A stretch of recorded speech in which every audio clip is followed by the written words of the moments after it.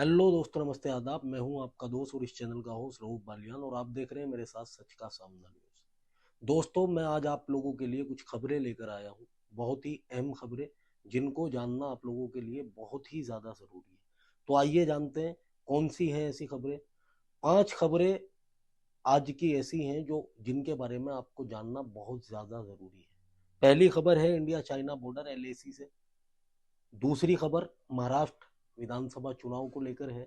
महाराष्ट्र में अभी विधानसभा का चुनाव होने वाला है। तीसरी खबर उत्तर प्रदेश से है। उत्तर प्रदेश में 9 सीटों पर उपचुनाव होने वाला है, उसको लेकर बहुत ही अहम खबर है। और चौथी खबर जो है हमारे पास में, वो जम्मू कश्मीर के गांदरबल से है। बहुत ही दुखद खबर है ये भी, इसके बारे में भी आपको बताएंगे। और बाबा सिद्दीकी के मर्डर से चर्चा में आया लॉरेंस बिश्नोई, उसके बारे में भी आपको एक बहुत ही अहम आज मैं खबर देने वाला हूं। तो आइए शुरू करते हैं पहली खबर से। इंडिया चाइना बॉर्डर पर एलएसी पर सामान्य होने लगे हैं हालात। सेनाओं का डिसंगेजमेंट शुरू, 4-5 दिनों से शुरू हो जाएगी पेट्रोलिंग। डेपसांग में चीनी सेना के पास टैंक नहीं है, लेकिन उन्होंने गाड़ियों के बीच तिरपाल का इस्तेमाल अस्थायी आश्रय स्थल बनाए हैं। गुरुवार को चीनी सेना ने इलाके में अपने वाहनों की संख्या कम कर दी और भारतीय सेना ने भी वहां से कुछ सैनिक कम कर दिए हैं। ये प्रक्रिया पूरी होने के बाद अगले 4-5 दिनों में डेपसांग और डेमचोक में गश्त फिर से शुरू होने की उम्मीद है। तो ये पहली खबर थी। काफी दिनों से आप सुनते हुए आ रहे होंगे इंडिया चीन बॉर्डर पर हालात तनातनी के बने हुए हैं। तो ये बहुत ही अच्छी खबर है कि वहां पर हालात सामान्य होने लगे। दूसरी खबर है महाराष्ट्र विधानसभा चुनाव को लेकर। दोस्तों, महाराष्ट्र विधानसभा चुनाव के लिए सत्तारूढ़ गठबंधन से लेकर विपक्षी महाविकास अघाड़ी एमवीए में शामिल घटक दलों के बीच सीटों का तालमेल जारी है। अधिकांश तस्वीरें साफ हो चुकी हैं, लेकिन कुछ सीटों पर अभी बात बाकी है।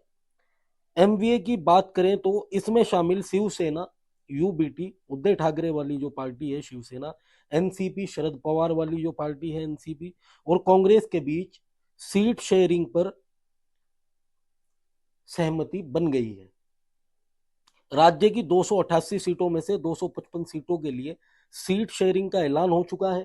तीनों घटक दलों के खाते में अब तक समान रूप से 85-85 सीटें गई हैं। सीट शेयरिंग के फार्मूले का ऐलान करने से पहले कांग्रेस और शिवसेना यूबीटी के बीच तकरार खुलकर सामने आई थी। दोनों दलों की लड़ाई का फायदा शरद पवार की पार्टी को मिलता दिख रहा है। महाराष्ट्र में अभी उपचुनाव होने जा रहा है। वो महाराष्ट्र में अभी विधानसभा का चुनाव है। उस चुनाव को लेकर काफी दिनों से आप देख रहे होंगे कि शिवसेना और कांग्रेस में तकरार चल रही थी सीट शेयरिंग को लेकर। तो अभी उन सब में इन सब चीजों का फायदा शरद पवार वाली पार्टी राष्ट्रीय कांग्रेस पार्टी को हो गया है और उनमें उस चीज को लेकर आपसी सहमति बन गई है। दोस्तों, तीसरी खबर जो बहुत ही दर्दनाक खबर है वो है जम्मू कश्मीर के गांदरबल से। गांदरबल में आतंकी हमले के बाद बारामूला में दुस्साहस सामने आया है। गुरुवार को आतंकियों ने घात लगाकर सेना के वाहन पर हमला किया। इसमें 2 सैनिक शहीद हो गए। इसके अलावा इस हमले में 2 पोर्टर की भी मौत हो गई है। 3 अन्य सैनिक घायल हैं जिनका इलाज चल रहा है। सेना ने इसकी पुष्टि की है। बारामूला पुलिस की तरफ से कहा गया है कि एलओसी के पास फायरिंग हुई है। इस मामले की जानकारी ली जा रही है। पूरे इलाके को घेर कर सर्च ऑपरेशन चलाया गया है।